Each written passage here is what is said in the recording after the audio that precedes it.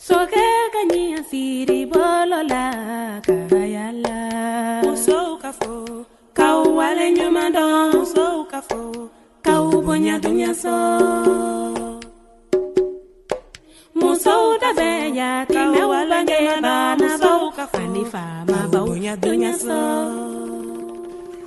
Bonjour à toutes et à tous, nouvelle d'ici et d'ailleurs, Christophe Jubien pour vous accueillir et introduire les propos de Daniel Robin, auteur d'un livre intitulé Civilisation planétaire, le projet humain global.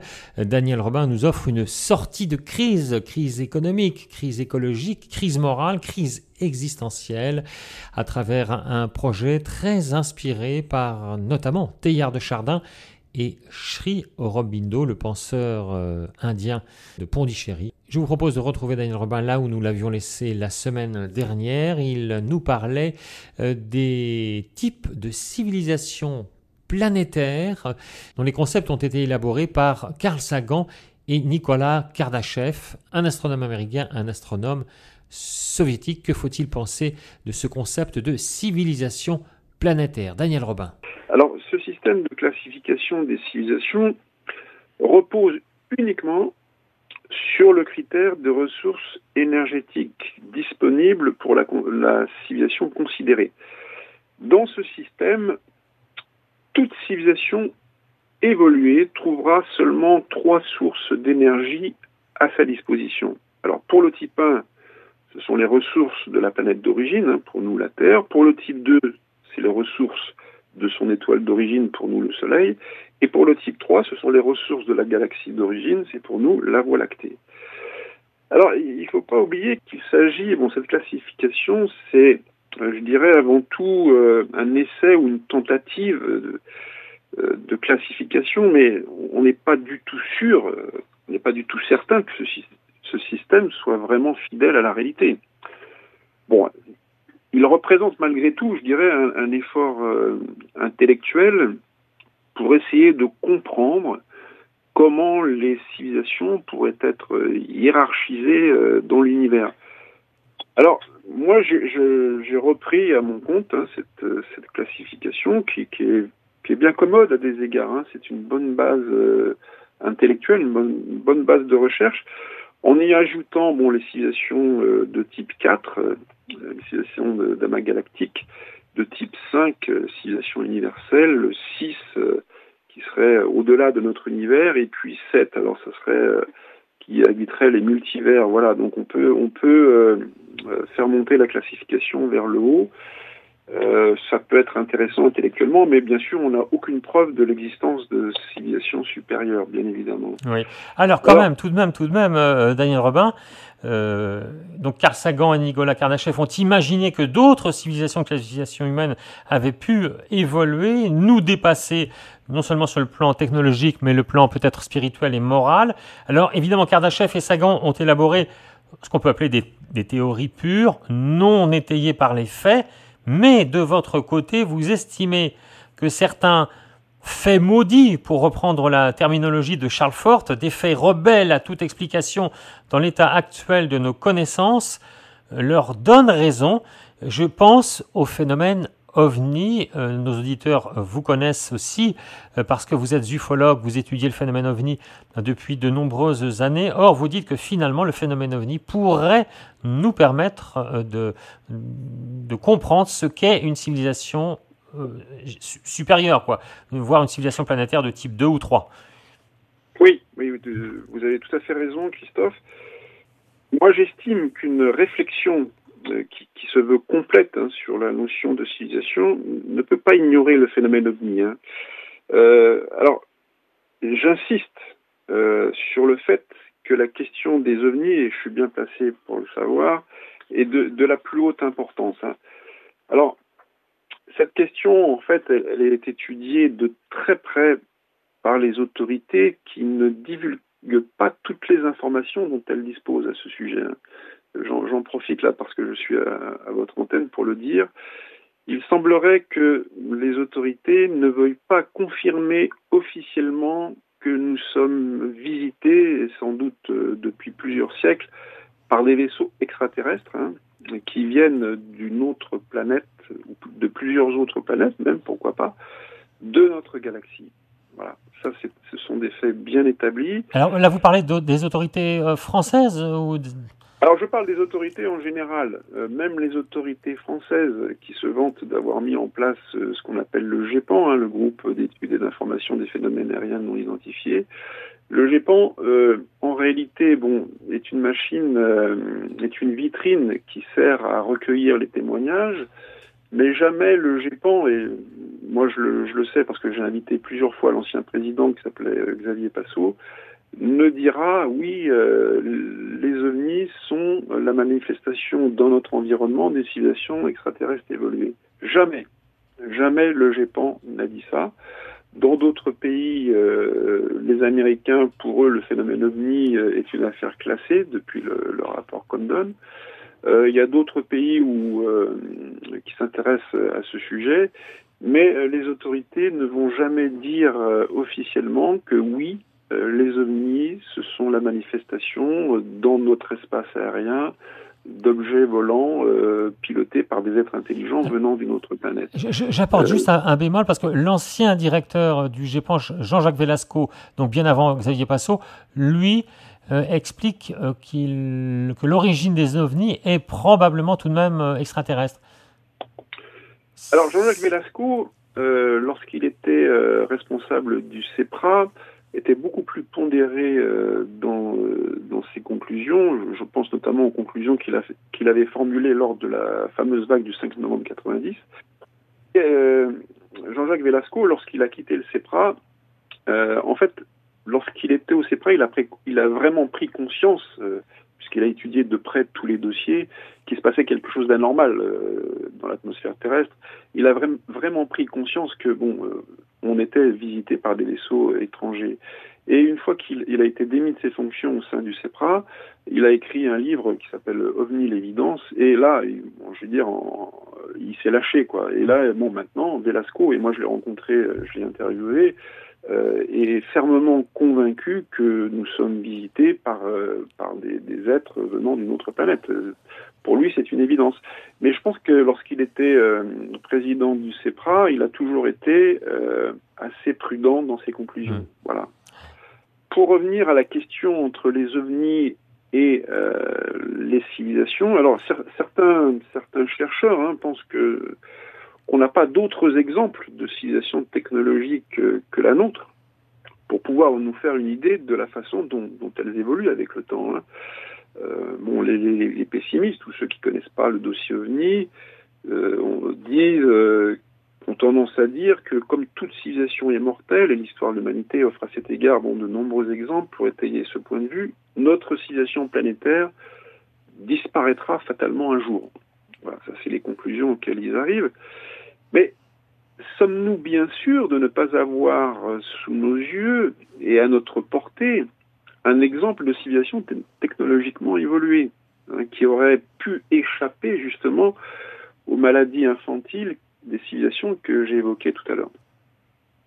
Alors, si on admet que le phénomène OVNI, donc objet volant non identifié, est bien la manifestation dans notre environnement des civilisations technologiques évoluées, alors là, nous avons un exemple qui de plus est sous nos yeux, à la portée de tout le monde, je dirais presque, qui prouverait que le sort d'une civilisation technologique n'est peut-être pas aussi sombre que celui présenté par les pessimistes. Voilà.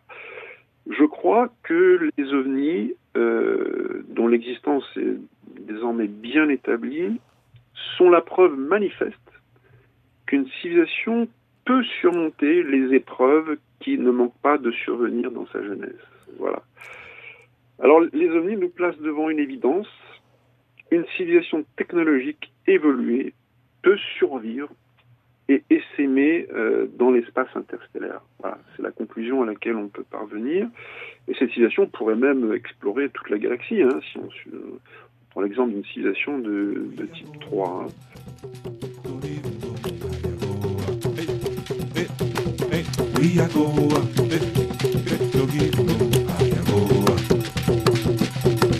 We are go, I'll see no lomi.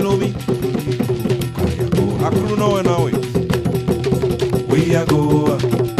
Beto na we na kui. I go. We are go. Togi go. I go. Beto na we na kui. We are go.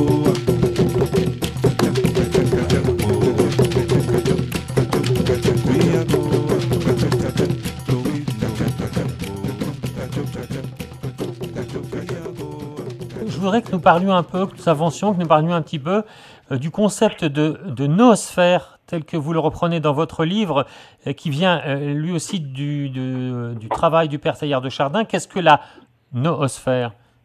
Alors, juste brièvement, je vais rappeler que le père Teilhard de Chardin est né en 1881, qu'il est mort en 1955 à New York. Hein. Il était prêtre jésuite. Il était docteur et sciences en 1922. C'était un scientifique de renommée internationale, considéré comme un des meilleurs spécialistes de la théorie de l'évolution. Il était aussi archéologue, paléontologue, théologien et philosophe. Alors, on voit que c'était quelqu'un d'une envergure intellectuelle absolument exceptionnelle. Voilà. Alors, dans le système de Teilhard de Chardin, que je reprends à mon compte dans mon livre, hein, la noosphère serait comme le couronnement et l'achèvement de toutes les sphères précédentes. Alors, schématiquement, on peut identifier 7 types de sphères à la surface de notre planète. Hein. Alors, je vais les énumérer brièvement. Hein. Donc, à la base, on a la lithosphère, c'est-à-dire le socle de pierre, c'est-à-dire la roche dure, hein, c'est la terre. Au-dessus, on a la phytosphère, ou la sphère des végétaux. Au-dessus encore, on a la zoosphère, qui est la sphère des animaux. Encore au-dessus, on a la sociosphère, c'est-à-dire la sphère des sociétés humaines. Les sociétés humaines qui ont produit ce qu'on peut appeler maintenant l'infosphère, qui est la sphère de l'information, c'est-à-dire toutes les connaissances qui ont été constituées depuis l'apparition de l'humanité, et puis surtout depuis l'apparition d'Internet. On voit bien que ces couches successives forment une espèce d'escalier, un escalier évolutif. Alors l'escalier part des structures, je dirais, les plus simples, hein, vers les structures les plus complexes, les plus fines, mais aussi peut-être les plus fragiles et les plus vulnérables.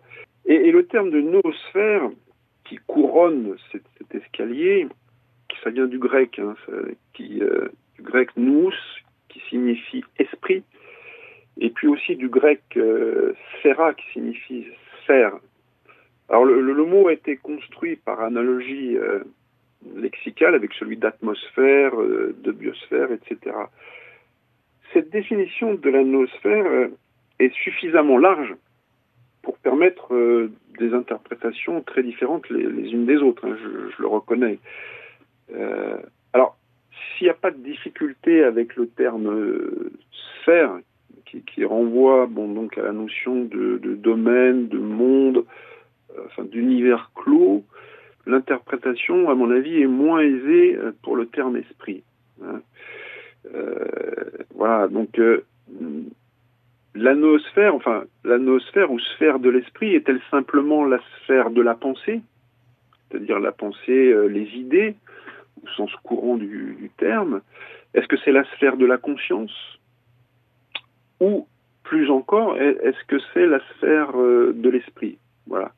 Le terme esprit donc, étant pris dans le sens d'un principe qui serait présent dans l'être humain, mais qui ne serait pas de nature physique.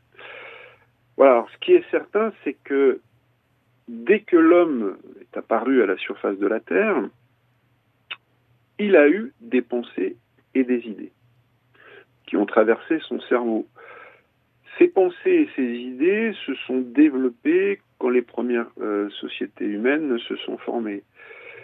D'une certaine façon, moi je crois qu'on peut dire que la formation de la noosphère débute dès l'apparition de l'homme pensant sur la Terre.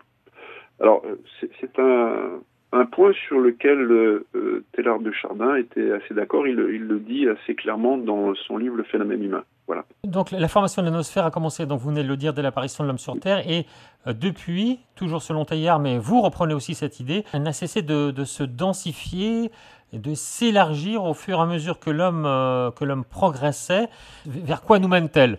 Clairement, et ça Teilhard de Chardin le dit dans son livre, la noosphère nous mène vers ce qu'il a appelé le point oméga. Ouais.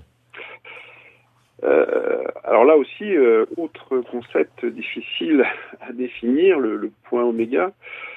Bon, la noosphère, en fait, ce ne serait encore qu'une marche vers quelque chose de plus élevé. Hein. Et selon Teilhard de Chardin, le point oméga, c'est en fait le terme de l'évolution de l'humanité. Hein. Alors, il ne concerne pas, le point oméga ne concerne pas l'univers matériel. C'est-à-dire les galaxies, les planètes, les étoiles, etc. Mais c'est uniquement l'avenir de l'être humain. Selon Teilhard, il existe des forces qui accélèrent la convergence, hein, dont j'ai parlé tout à l'heure. C'est ce qu'on appelle les forces négantropiques, c'est-à-dire des forces qui s'opposent au désordre et au chaos du monde physique. Et puis il existe des forces contraires qui sont responsables de la divergence ou de l'entropie. Alors, l'homme fait partie du processus de convergence, selon Teilhard de Chardin, hein, alors que l'univers matériel, dans son ensemble, tend plutôt vers la divergence et la dispersion. Moi, j'aimerais que, parce que évidemment le temps nous est un peu compté tout de même, qu'on aborde à présent ce que vous appelez donc le projet humain global, hein, dont vous dites... Le projet humain global, voilà, oui. dont vous dites dans votre livre qu'il n'est ni de droite, ni de gauche, ni du centre, qu'il n'est pas un système politique, ni une doctrine philosophique, ni une théorie économique nouvelle, ni une utopie futuriste, encore moins une croyance New Age, ni une nouvelle religion. Alors, ok, d'accord, mais alors c'est quoi le PSG, si ce n'est pas tout ça ? Le projet humain global n'a pas pour objectif de mettre en place une nouvelle doctrine économique ou de créer un nouveau système politique. Hein. Nous savons ce que valent ces doctrines, ces systèmes politiques qui ne sont dans le fond que des idéologies, qui ne servent que des intérêts particuliers, même s'ils disent vouloir le bien des électeurs, des citoyens, du peuple ou du prolétariat.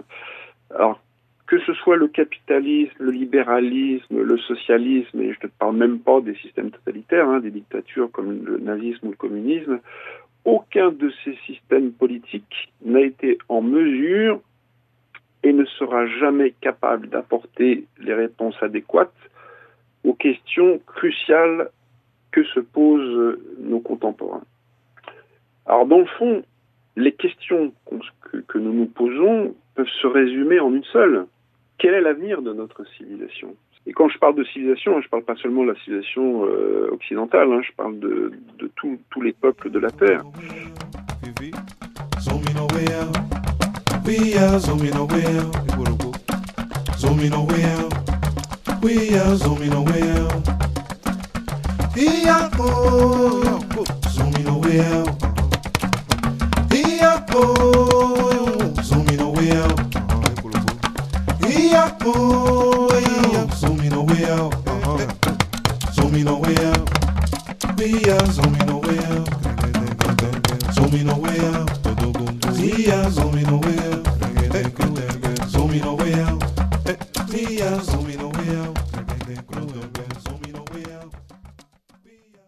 Vous êtes à l'écoute de Radio Ranciel, je vous le rappelle. Les nouvelles d'ici d'ailleurs vous sont aujourd'hui présentées par Christophe Jubien, son invité Daniel Robin, auteur du livre Civilisation planétaire, le projet humain global. Qu'est-ce que le projet humain global ? Nous y venons. Alors comment définir le projet humain global ? C'est pas quelque chose de facile.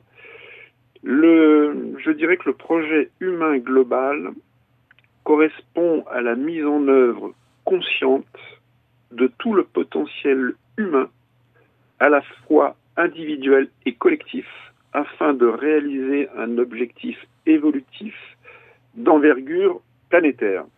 Voilà, c'est la définition la plus synthétique que je pourrais donner.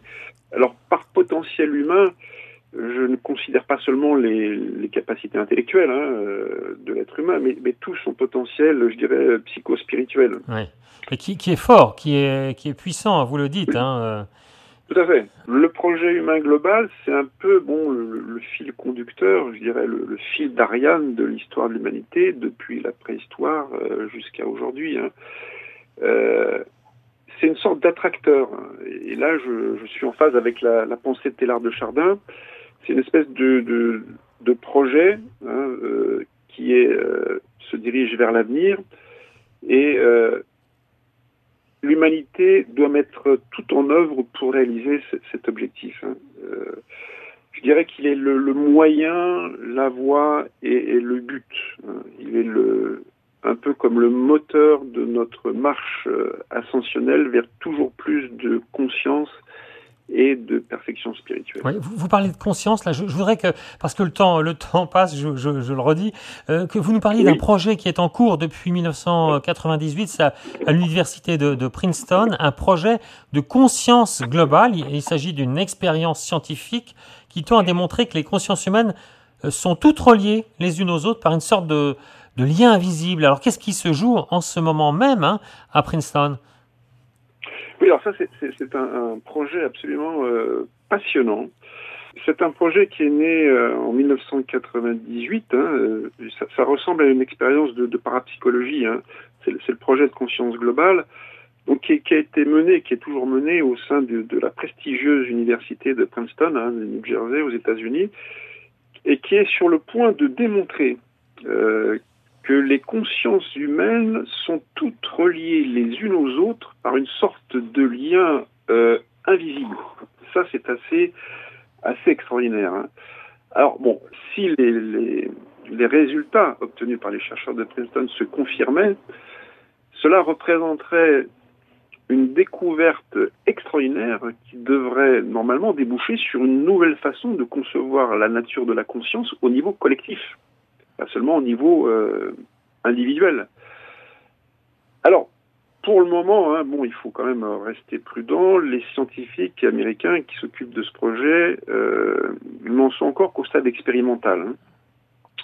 Cependant, si les résultats se confirment dans l'avenir, ce serait, je dirais, la preuve que la convergence des consciences humaines à un niveau supérieur n'est pas qu'un concept abstrait, mais qu'elle repose au contraire sur des faits concrets qui seraient établis scientifiquement. C'est vraiment une première dans la recherche scientifique. En fait, ce projet de conscience globale, ça prouverait quoi ? Ça prouverait tout simplement l'existence de la noosphère telle qu'elle avait été décrite par Teilhard de Chardin. Alors, d'un point de vue pratique, l'expérience du projet de conscience globale cherche à mettre en évidence une activité psychique humaine au niveau mondial. Au niveau mondial, c'est quand même assez exceptionnel. Hein. En utilisant ce qu'on appelle un générateur aléatoire de nombres, ou GNA, qui est une espèce de boîtier, c'est un boîtier qui a été baptisé EGG, EGG. Je ne sais pas pourquoi on l'a baptisé de cette façon, mais voilà, on l'appelle comme ça. Donc, alors, le projet de conscience globale est né lorsque un physicien qui s'appelle Helmut Schmidt a eu l'idée, à la fin des années 60, d'étudier l'influence d'un observateur en physique quantique en demandant à des expérimentateurs de prédire de quel côté un photon se dirigeait après avoir frappé un miroir réfléchissant. Voilà. C'est le départ de l'expérience du projet de conscience globale. Alors, ce dispositif étant difficile donc à mettre en œuvre et à utiliser, aussi souvent que le demandaient les expériences, Schmidt décida d'utiliser des générateurs de hasard basés sur l'indéterminisme quantique. Dans les années 80, le docteur Roger Nelson plaça des générateurs aléatoires de nombres dans l'espace occupé par des groupes de personnes qui pratiquaient la méditation. Et alors, stupéfaction, il constata que les générateurs aléatoires subissaient l'influence des personnes qui étaient plongées dans la méditation. Donc il y avait une interréaction entre les générateurs et les méditants.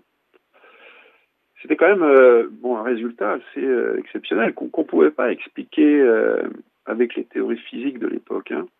On constatait les faits, mais on était encore incapable de les expliquer. Alors c'est plus tard, hein, c'est le chercheur Dean Radin de l'université du Nevada qui eut l'idée d'interconnecter via Internet donc plusieurs générateurs aléatoires de nombres à travers le monde pour tester la réalité d'une forme de conscience globale. Voilà. Et lui aussi vérifia que lorsqu'un générateur aléatoire de nombres produisant des séquences continues de 0 et de 1, hein, qui est la base du langage informatique, lorsque ce générateur donc était placé dans un endroit où des personnes étaient exposées à des émotions intenses et non plus en état de méditation, il a remarqué que la séquence des 0 et des 1 n'était pas également répartie, c'est-à-dire 50-50. Alors les travaux de Dean mettaient en évidence le fait qu'une pensée partagée par des millions de personnes à travers le monde, au même moment, influençait les séquences produites par les générateurs. C'était quand même un résultat assez stupéfiant. Voilà. Alors, la découverte de Dean fit quand même pas mal de bruit donc, dans les milieux scientifiques, hein, car elle bousculait tous les présupposés des scientifiques sur les possibilités de la conscience humaine. Par la suite, Dean a continué son expérience, hein, donc des dizaines d'autres boîtiers ont été envoyés aux 4 coins du globe pour répondre à une question précise. Était-il possible de détecter les effets d'une même émotion au même moment dans le psychisme de centaines de millions de personnes réparties à la surface de la Terre? C'est la question à laquelle voulait répondre Dean. Alors, et la réponse, oui, on a détecté cette influence. Le Dean, dans son livre, donne un exemple. Hein, lors des funérailles de Lady Di, notamment, les boîtiers enregistrèrent jusqu'en Chine une variation importante du champ de conscience planétaire. Alors, devant le succès de l'expérience, 65 autres générateurs furent installés partout dans la planète et il en existe actuellement deux en France. Et tous ces générateurs sont reliés par le réseau Internet. Voilà.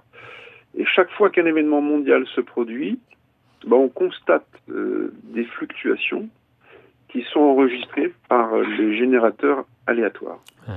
Et plus l'événement est fort et médiatisé, et plus les fluctuations sont importantes. D'où la nécessité de médiatiser des belles choses. Daniel Robin, on arrive vraiment au terme de cette émission. J'aurais aimé qu'on parle aussi de la dimension spirituelle de l'être humain qui occupe une place centrale dans le projet humain global. Je ramène les gens à votre livre, hein, tout simplement. Ils verront que voilà, vous appelez de vos voeux, et vous envoyez d'ailleurs les signes avant-coureurs, vous appelez de vos voeux une spiritualité future qui sera elle aussi convergente, qui sans remplacer la religion actuelle devrait leur permettre d'évoluer dans le même sens. Évidemment, l'actualité nous en prie. Daniel, un grand merci. On arrive vraiment au terme de cette émission. Je rappelle le titre de votre livre « Civilisation planétaire, le projet humain global ». C'est aux éditions Québec Livre. Vous pouvez évidemment vous le procurer en le commandant chez votre libraire. Merci beaucoup. Merci Christophe. À très bientôt. Au revoir.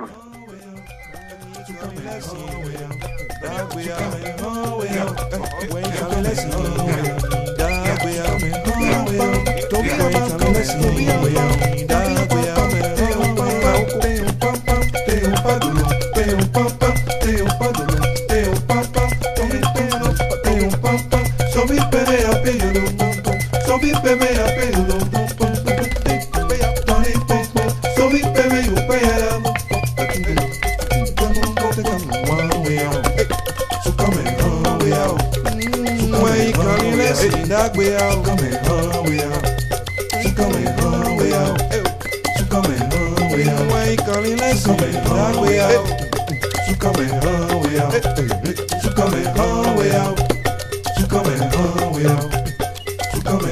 Way out.